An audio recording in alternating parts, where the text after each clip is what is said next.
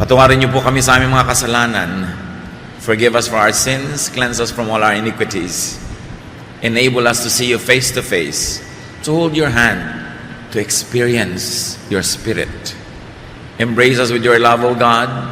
Set our spirits free so that we may gain hearts of wisdom. Lead us now, teach us. May your voice be heard. We ask you to be the true and only preacher, O God. Use your servant only as your instrument. At nawa, Panginoon, ang iyo pong kaluwalhatian, kabanalan, karunungan, maghari sa aming kapaligiran. Restore our strength, sharpen our minds, lead us unto greater godliness. In the name of Jesus, your Son, we pray with thanksgiving. Amen. Gaano karami po mga pamilya nagkakasiraan, magkakapatid, magkakamag-anak, maging mag-asawa, mga in-laws, dahil sa kadaldalan, dahil sa katabilan, dahil sa pagpapakawala ng mga salita na mas mabuti pa dapat na hindi pakawalan. How to have peace in the family? One of that, stop talking. Stop bad-mouthing. Dapat na tayong tumigil sa pagsasalita ng nakakasakit, hindi maganda, laban sa ating kapwa. Sinasabi man natin ito ng harapan o sa likod niya, pareho hindi maganda ang bunga. Proverbs 11:12, a man who lacks judgment derides his neighbor, but a man of understanding holds his tongue. Tunay nga, ang tao daw na walang bait sa sarili ay nanglalait, nangiinsulto, nananakit ng kanyang kapwa. Pero ang matalinong tao ay pinipigil magsalita. Kung ang sasabihin niya ay maglalayo lang ng loob ng kapwa at hindi naman maglalapit. We have to stop criticizing. Ang kagaling natin sa pamumuna, sa pamimintas. May mga tao na halos ang buong buhay nila, inubos nila sa pamimintas. Pamimintas ng itsura ng kapwa, ng pagluluto ng kapwa, ng ugali ng kapwa. At kung titingnan nyo ang bunga, laging pareho lang. Nagagalit yung pinipintasan, lumalayo ang loob, namimintas din, at walang katapusang bangayan. Kung ito ay ginagamit sa atin, sabi, huwag mong aawayin ang iyong kapitbahay, lalo naman ang iyong kasambahay, lalo ang iyong kapamilya, na ang relasyon mo ay hindi kayang palitan buong buhay, kasi meron lang kayong relasyon sa dugo. Sa mga magkakamag-anak, stop gossiping. Lalong-lalo yung mga hipag, mga bayaw, mga magbibilas, na mga sabit sa pamilya, pero sila itong number one na magchismis. Word gets around and comes back, and you will be found out. Wala tayong sinasabi na hindi kumakalat tapos babalikan tayo nun. Kung sa palagay nyo ang inyong kausap ay pwedeng pagtiwalaan, think again. Lahat ng binibitawan nating salita nakakarating dun sa taong pinag-uusapan. Ang nagiging bunga, nagtatampo, nagagalit, gaganti, magsasalita din laban sa iyo, makakarating ngayon sa iyo, magsasalita ka uli ng pabalik-balik at hindi ba na kayo napapagod sa walang katapusang pagtutunggali. Relationships will sour. People will become distant. Those that are supposed to be kind become unkind. Those are supposed to help don't help. And this is not the kind of life we want. Proverbs 20:19, a gossip betrays a confidence. Yan daw mga sitsit, mga chismosa, pinagtataksilan niyan ang nagsasalita, ang nagtatapat o ang nagtitiwala. Kaya hindi marapat na patuloy na inuulit-ulit ang mga kwento. Kung makarinig ka man na isang bagay tungkol kay person A, sa'yo na lang. Huwag nang dalhin kay person B or C dahil makakarinig din yan kay A. Stop gossiping, especially about in-laws. Kumisan, paboritong gawin niya ng mga magbibilas, pagchismisan ng mga hipag nila. Kung may magkakapatid, yung mga kanikanya mga asawa noon, pag nakikita-kita sa mga libing, sa lamay, kaasalan, reunion, kunwari, nagkukwentuhan ng tahimik, pero ang pinagchichismisan nila, yung pamilya na sinamahan naman nila. Kung kayo napakasal sa isang pamilya, mahalin nyo yung pamilya na yon. At hindi nyo kailangang ibunyag o pag-usapan yung mga kahinaan ng pamilya na yon na paboritong gawin talaga ng mga dalahirang hipag at mga magbibilas. You've got to love the family that you got involved in because you are a part of that family. And keep sensitive matter within the family. Kailangan meron tayong pagtatapat. meron tayong loyalty sa ating mga pamilya. At nang sa ganun, magkaroon man ng problema, the family is united. One of the most difficult things in life is that when there is division within the family itself. Ang mga pamilyang magkakasama, united, nalalampasan, natatawid ang kahit anong problema. Pero pag sila na ang naging problema ng isa't isa, mas mahirap na yun solve. So you want to have peace? Stop hurting with words. Dapat na, lalo at meron na tayong record nito, na tumigil ng pananakit ng kalooban ng kapwa sa pamamagitan ng mga salita. Tama na. Lalo kung kayo above 40 or 50, talagang dapat natuto na tayo sa buhay. Tama na ang mga parinig. Dahil nakakainis yan. Tama na ang mga pasaring, ang mga parunggit, at mga pahaging, mga padaplis, o kaya diretsong mga patama. Tama na ang pambabara. Merong mga member ng family natin ang hilig mambara. Pag may mali ka, babarahin ka. Pag may sinabi ka, babarahin ka. Tama na ang panghihiya. We must stop hurting people's feelings with what we say. Yes, there's freedom of speech. Yes, you may say what you want to say, but do you really want to alienate people from you? Do you really want to insult or hurt people so that you can say your truth? If it's true at all, and even if it's true, it doesn't entitle you to declare it anytime, any moment, anyhow. Because for everything there is season and a time for every matter under heaven. Sabi ng Desiderata, speak your truth quietly. Hindi kailangang ipagsigawan.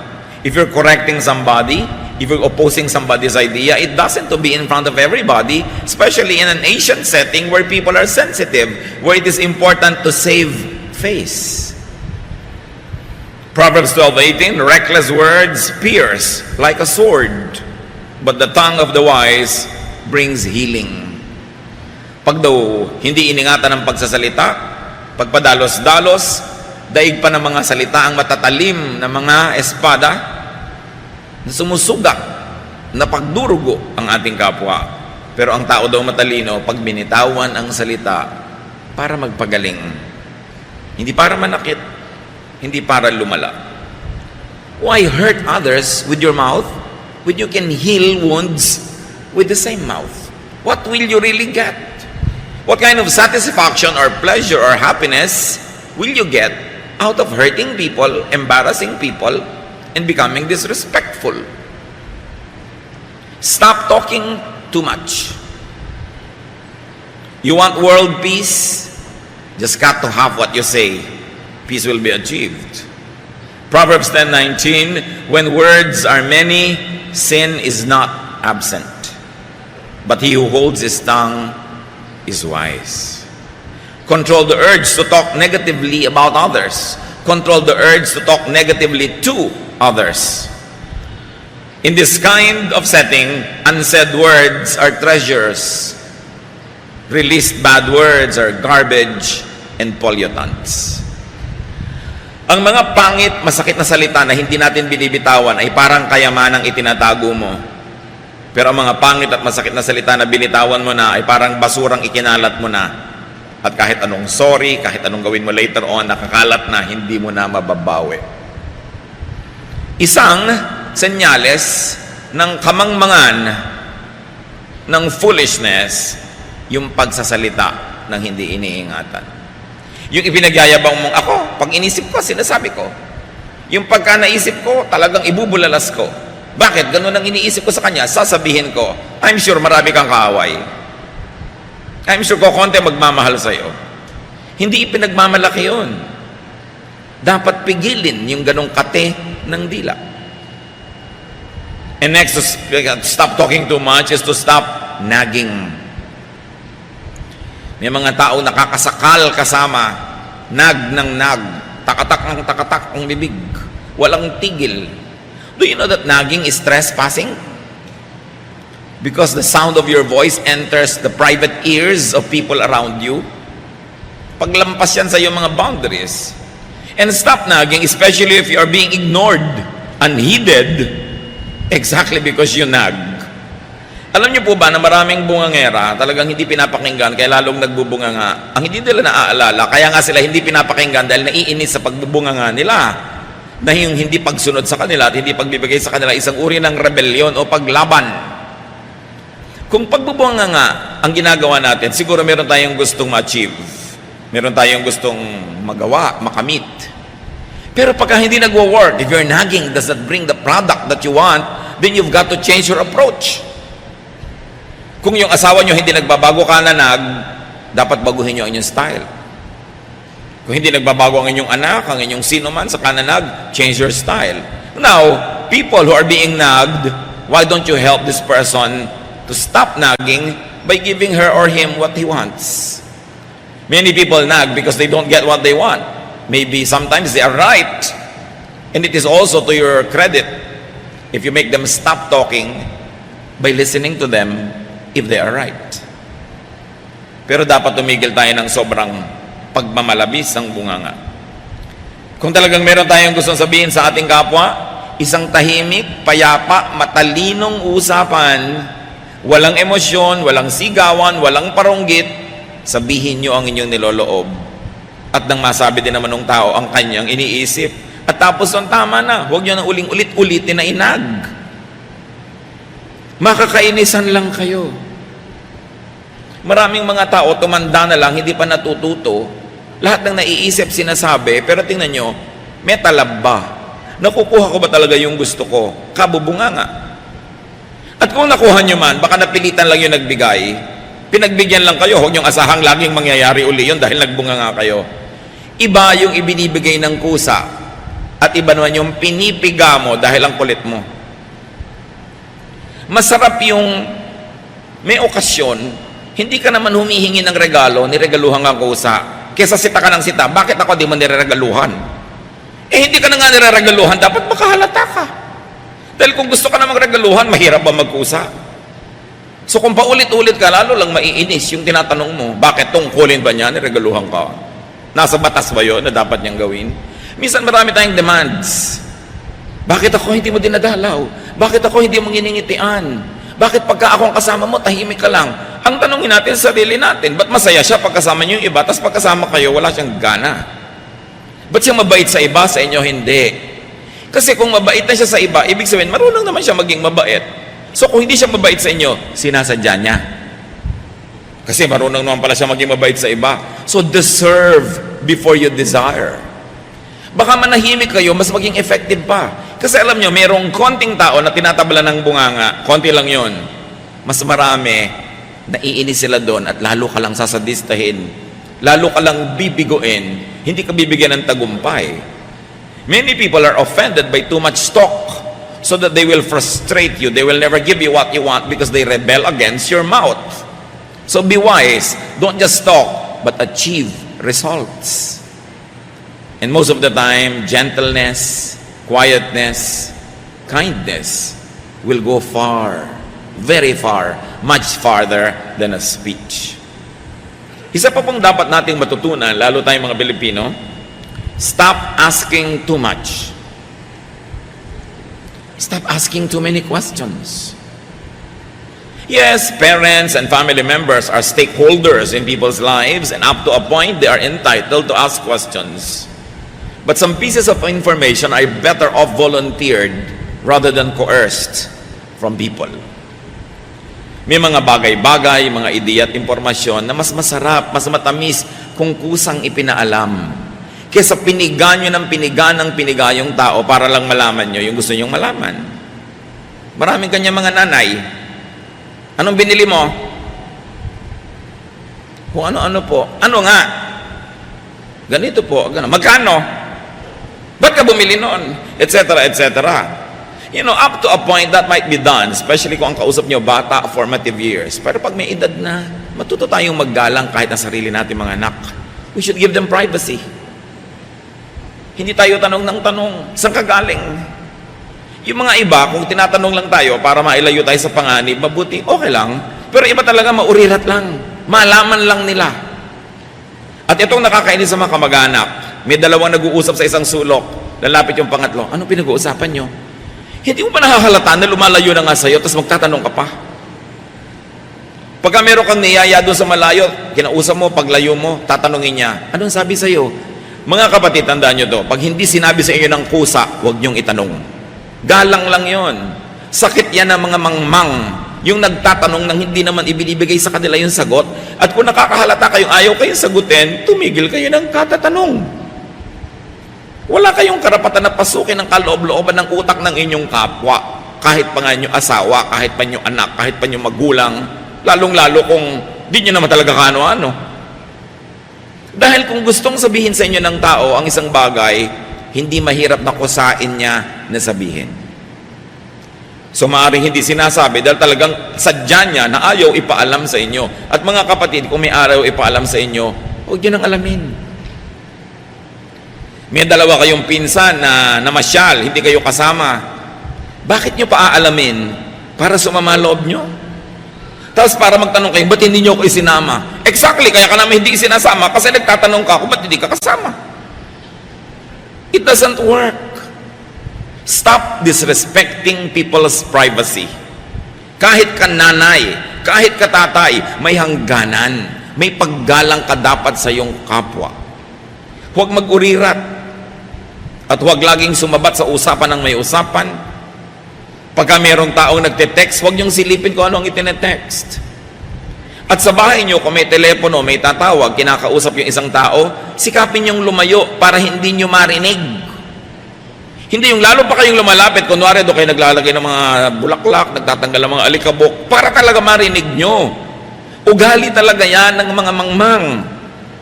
Kung meron tayong paggalang sa sarili at sa ating kapwa, pag may nag-uusap at naririnig mo at hindi ka kasama sa usapan, gumagawa ka ng paraang lumayo para di mo marinig. Respeto ang tawag doon. Importante. Pag may nakita ka nakikipag-usap, lumayo na, paglapit sa mo, bakit? Sino yung kausap mo?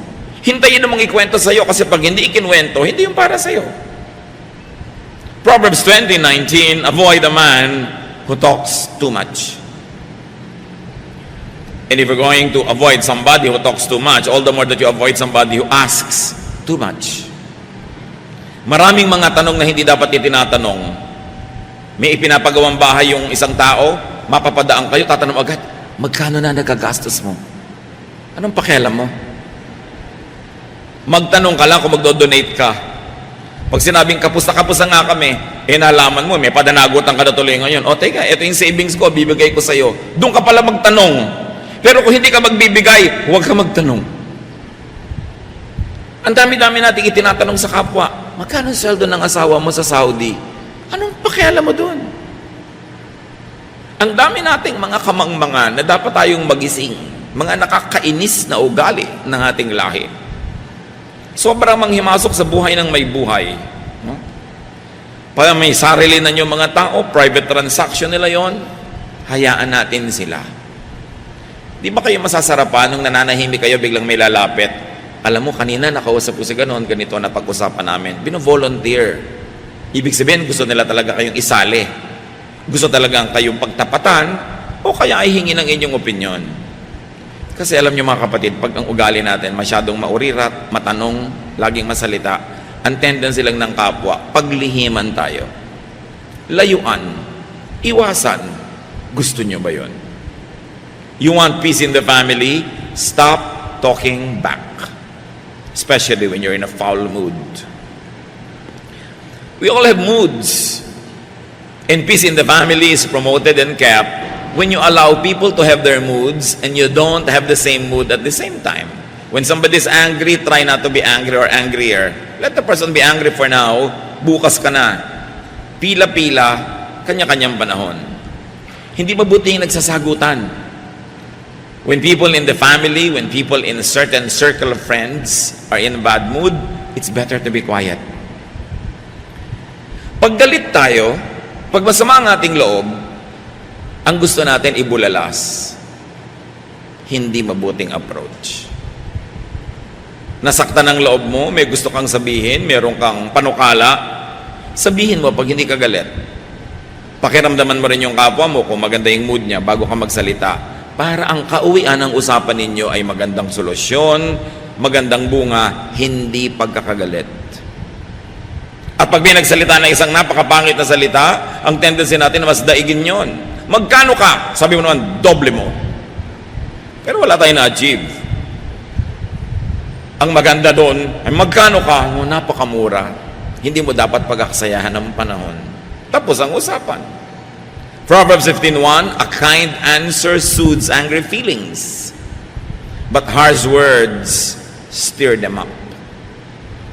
You know, anger is like fire, but unkind words coming from another person is like wind that fans the fire and makes it force.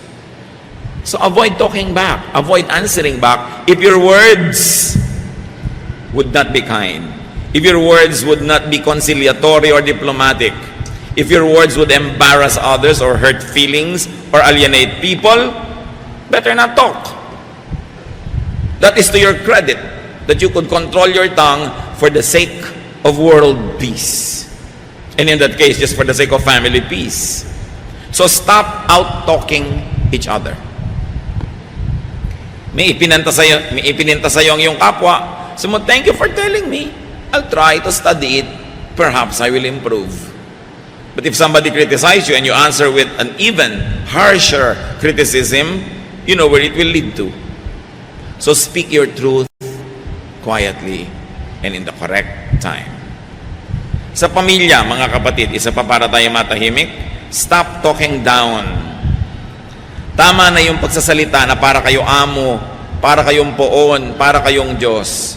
Kahit kayo tatay, kahit kayo husband, kahit kayo nanay, kahit kayo wife, kahit kayo ate o kuya, dumadating ang panahon, nagkakatabla-tabla na lang ang edad ng mga tao. Kasi pareho na lang sila ng alam, pareho ng mga karanasan. So yung mga dating pinopo ng mga ate, kuya, tatay, nanay, dumarating yung point na parang nagiging matalik mong kaibigan kesa sa parang mga sobrang mga superior. Hindi dapat nawawala ang galang sa magulang, sa mga nakakatandang kapatid, lalo't naging mabuting mga ate at kuya sila. Pero yung mga nakakatanda na mismo at matataas ang ranggo ang nagkukusang bumaba sa kanilang mga dambana at mga altar para maging mas maganda ang samahan. Well, it is true that the gap between parents and children, between elder brothers and younger brothers will narrow down in time. It is important to continue to be respectful to your elders, be they your brother or be your sister or be your parents. How can you be wrong when you're polite? How can you be wrong when you're diplomatic? Philippians 2:3, don't be proud, but be humble and consider others more important than yourselves. Merong mga tao na sakal na dahil sa sobrang superiority ng ilang members ng family nila. Mga tiya na nung bata ka, kinokontrol ka, dinidiktahan ka. Ngayon 30 ka na, 40, dinidiktahan ka pa rin ng tiya mo. At kung nag-60 ka na, siya nabuhay pa ng 80, didiktahan ka pa rin. Dapat natitigil yan. Dumarating ang panahon, nagkakatabla-tabla. Hindi ka man agree, hindi ka man sang-ayon sa pamumuhay ng nakakabata sa'yo. Pag sila'y nasa edad na, hayaan mo sila. Kung hihingi nila ang iyong payo, salamat. Kung hindi, at lagi mong ibinibigay nang hindi naman hinihingi, lalayuan ka lang. Ang mangyayari ngayon, tatanda ka ng tatanda, ni walang dumadalaw sa'yo, kasi bad ang record mo sa mga pamangkin mo. Bad ang record mo sa mga bata. Do you want that? Napakarami ng mga nauna sa atin na dapat ay kapulutan natin ng aral. Dapat iba-ibahin natin ang ating style. Stop the superior stance. Age and rank levels off, even between parent and child. But parents will always be parents and should be honored as parents. Remember, ang nagbo-volunteer na bumaba, yung nakakataas, pero yung nakakabata, yung mas nasa baba, huwag kayong mga hasasampahin yung mga nasa taas at pakialaman sila at lampasan pa sila. Hayaan nyo, if they volunteer, they want to be more friendly, they want to be more accessible, but it's not for you to scale their Olympus. Ang lahat dapat lumagay sa lugar. God is God of order, and every place, every person, everything in creation has its proper place and proper time. Do not cross boundaries that you shouldn't. Even cacti live in the desert. Deserts, flowers like orchids live in shades. Bougainvillas live under the sun. We all have our places in the scheme of things. And it's important to know where you should stand. Those who take a superior stand must at least be caring and supportive. And must be good providers. Tandaan nyo mga kapatid, sa pamilya, nagpopoon-poonan ka, nagbo-boss-bossing ka, kung good provider ka.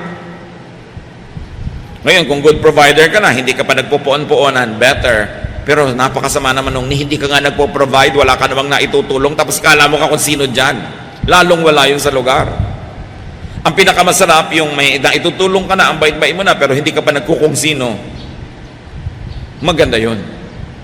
Pero yung akala mo kung sino, wala namang naiaabot, wala namang naitutulong, bunganga ng bunganga, wala namang binibigay, sobrang mali. At maraming ganong kamag-anak.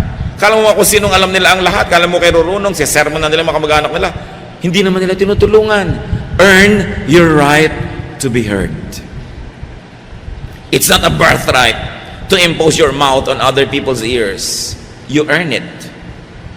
You earn it with your intelligence, with your wisdom, with your kindness, with your charities. But so much better if you have already earned it, but you don't use the privilege and you remain humble and nice. So kayo nagpapakabathala sa inyong pamilya, tandaan nyo, ang pinagmulan ng bathala ay bahala. So sige, bathala ka sa pamilya, pero ikaw ang bahala sa gastos. Ikaw ang bahala sa mga bayarin. Bahala ka sa mga kung ano-ano mga pangangailangan. Ibig sabihin kasi ng bahala, responsible. Meron naman mga member ng family, wala man lang naiaambag pambayad ng kuryente o tubig. Akala mo pa kung sino mga poon. Lalagay ka dapat sa lugar. And especially in the family where relationships are permanent, stop the disrespectful language. More than anything, we remember being hurt by words. Human memory remembers pains, but very especially pains inflicted by the tongue of other people. So you don't want to be remembered negatively. You will pass this way only once. Why make enemies when you can make friends? And in the family, stop the shouting. Mga mag-asawa, kung nagsisigawan kayo, tumigil kayo. The meaning of a word will not change whether you said it softly or loudly, but emotions get affected when you shout. So why don't you just speak your truth quietly? You will achieve better results by not shouting. Shouting is primitive. May nasalubong kayong cobra, sigawan nyo na ubod lakas, baka sakali masindak nyo at umalis. Minasalubong kayong gorilla, sigawan nyo. Minasalubong kayong halimaw, sigawan nyo. Pero yung kausap nyo, asawa nyo, bakit nyo sisigawan? Kausap mo, anak mo, ba't mo kailangan sigawan? So kung galit na galit ka, mamaya ka nalang magsalita. When you're too emotionally affected, delay opening your mouth so you don't have to emphasize your meaning and help it with theatrics, with volume, with shouting. Because the tendency of the hearer is not to pay attention to your content, but to be affected and offended by your method. So mahalaga huwag magsigawan. Mga mag-asawa, magkatabi ba kayo? Sabi nyo, sige, wala na tayong sigawan. Ha? Sinasabi nyo ba? Lalo yung pala sigaw. Biruin mo mag-asawa, nagmamahalan kayo, may nagsisigawan kayo. Bakit? Di ba pag nagka-cancer ka, yung asawa mo na mag-aalaga sa'yo? Pagka yung atay mo, nasisira yung asawa mo magdo-donate o anak mo. Di ba pag naghihingalo ka, ang nakapaligid sa'yo, pamilya? Bakit mo sila sisigawan? Mali. Sinasabi nga ni Lord, love your enemy. Di lalo namang love your family. Enemy nga, pinapamahal Family pa. Pag galit na talaga kayo, pumasok kayo sa kwarto, manalamin kayo, tsaka sigawan nyo yung sarili nyo. Mailabas nyo lang. Kasi hindi naman siguro kayo magdaramdam sa sarili nyo. Pero yung inilabas mo sa iba, pinagdaramdam nila yon. Huwag nyo sigawan, lalo mga bata. Natatakot, nasisira ang loob, nagtatampo. Hindi maganda ang bunga. Do not shout at your spouse. Do not shout at your children. And very especially, do not ever shout at your parents. Dapat, kung may sasabihin ka, sabihin mo ng banayad. Families, you want to have peace? Stop replaying old woes. Tigilan ang hukayin ng mga bangkay ng nakaraan. Yung mga dating sama ng loob, na ito yung nakikita-kita na lang inuungkat. Mga bangkay na naaagnas na, hinuhukay pa sa libingan, pinaglalakad muli. Philippians 3:13, but one thing I do, forgetting what is behind and straining toward what is ahead. Sabi ni Paul, alam niyo kung meron akong ginagawa, nililimot ko na yung nakaraan. Tapos na eh. Bakit ko pagagalitin uli ang sarili ko? Bakit ko pagagalitin uli ang mga katabi ko at mga kausap? Ano ang uuwian ng sasabihin ko na pabalik-balikan kong galitin ang sarili ko? Malulugi lang ako, magagalit lang ang kapwa ko. We should be wise. Stop the blaming. Tama na ang tuusan. Tama na ang sumbatan. Lalo't na isumbat nyo na minsan. Pag naisumbat nyo na, bayad na. Pag isinumbat nyo uli, kayo na yung may utang. Tama na yan. Dapat tayong tablan ng salita ng Diyos. Hindi nadidinig sa kanang tenga, lumalabas sa kaliwa, at igigiit pa rin natin ang katigasan ng ating mga ulo. Baliwala ang lahat. We should move forward and stop provoking family members for showing their ugly side. Proverbs 15:1, a kind answer soothes angry feelings, but harsh words stir them up. Pag daw mabait, banayad, mapagpakumbaba ang ating sagot, galit man yung tao, huhupa rin ang galit. Ang goal natin, magkasundo, hindi mag-away. So bakit ka magsasalita nung magpapagulo lalo at hindi magbibigay ng kapayapaan? So in the family, stop arousing people to anger, to envy, to jealousy.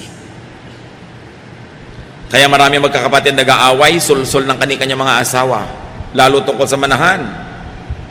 Sabi, bakit ang kuya mo, namana niya yung bahay, ikaw, bulok na jeep? Asawa magsasabi nun. Asawa, hindi ka kasama sa pagpupundar ng mga kayamanan ng magulang ng asawa mo. Huwag kang makialam sa hatian. Nagkakagulo ang magkakapatid dahil sa sulsul, ungot-ungot at iyak-iyak ng mga asawa. Yung dating masasayang magkakapatid na paghihiwa-hiwalay tuloy. Kung hindi mo pundar, huwag kang maghangad. Pero siyempre, sasabihin ni asawa, ang mga anak mo, lugi. Siyempre, props yung mga anak niya. Pero siya ang interesado doon. Kaya marami pong kumpanya na matatalino yung magkakapatid, puwera ang mga asawa sa pagraran ng kumpanya. The fastest way to destroy a company is to bring in all the in-laws. Kasi alam niyo ang magkakapatid, ano man ang mga kasalanan niya sa isa't isa, dahil magkakapatid, magkakapatawaran din yan. Magpapasensyahan din.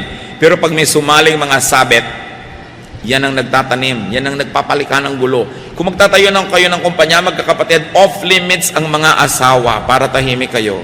Pero sabi ng asawa mo, I'm business-minded, Daddy. I like to be involved. Sabi mo, magtayo ka dyan sa tabi natin ang make tusok-tusok the fish balls. Use that business, mag-business ka dyan, pero huwag kang sumangkot sa pamilyang ito kasi gugulo. Mahal kita, pero, in-laws are like that. So, magpakatalino kayo para ang tahimik ang pamilya. Galatians 5:26, let us not become conceited, provoking, and envying each other. So, stop talking in a harmful way. Ngayon sana mga kapatid, kung naririnig natin ito, huwag natin titigasan ang ating puso. Huwag natin gagalitin ang ating mga sarili. Ibaba ang ating loob. Tanggapin ang pagtutuwid ng mga salita ng Diyos. After all, these are all from the verses of the Bible. Huwag tanggihan. Buksan ang puso para mas sumarap ang buhay at mas maging kaiga-igaya tayo sa ating kapwa. So you don't only stop talking in a harmful way, but you help people stop talking negatively by inspiring them with your kindness, with your love, with your good manners. Inspire people to sanitize and beautify their language by sanitizing and beautifying your own. And do not tolerate harmful talk. When people come to you talking negatively about other members of the family, don't participate. Discourage it. Huwag makinig sa mga bulong-bulong. Maraming mga maghihipag, magbibilas, tumanda na lang, namatay na lang yung iba, magkakagalit pa. Gusto nyo yun? Dapat baguhin ang ating mga ugali. Psalm 1:1, God blesses those people who refuse evil advice and won't follow sinners or join in sneering at God. Pinagpapala ng Panginoon ang hindi nakikinig sa mga masasamang mga pananalita at sa mga salita ng makasalanan. Aming Diyos, turuan niyo po kami na i-apply ang mga salitang ito sa aming buhay. Forgive us, Father, if we have offended you and if we had done things that contradict the holiness of your words. Teach us to correct ourselves. Ituro mo sa amin, Panginoon, na baguhin ang aming pag-uugali, bata man kami o matanda, para ang nalalabi pang panahon ng aming buhay maging matiwasay, tahimik, payapa. Yung mga nasaktan namin at nagalit ay muling bumalik ang loob sa amin at lumapit ang kanilang loob. Dahil nakikita nilang kami nagbabago. Patuloy mo kaming baguhin ang aming mga buhay, Lord, baguhin ang inyong salita. At sa mga kapwa namin, sa aming mga kapatid na hindi ito ang problema dahil talagang mabanayad magsalita, mahinahon, masarap pakinggan ang mga sinasabi, salamat. Salamat sa ganong ugali na siguradong nagbibigay ng kapayapaan at magagandang bunga sa buhay ng mayroong ganong pag-uugali. Ituro mo sa amin na maging ganon kami, O Diyos. Teach us to continue to change from glory to glory, so we can be more and more like your Son, Jesus. Pagbulay-bulayan natin ang mga salitang ito. In some moments of silence, reflect upon that which we have heard and ask God to give you wisdom to apply this in daily life. Patuloy niyo kaming turuan, Ama, sa ilang saglit ng aming pakikipagniig sa iyo ng tahimik. Pukawin mo ang aming loob. Ipakita mo ang aming mga tamang ginagawa para lalo naming maulit at ipamukha mo sa amin ang mga mali at ng maituwid.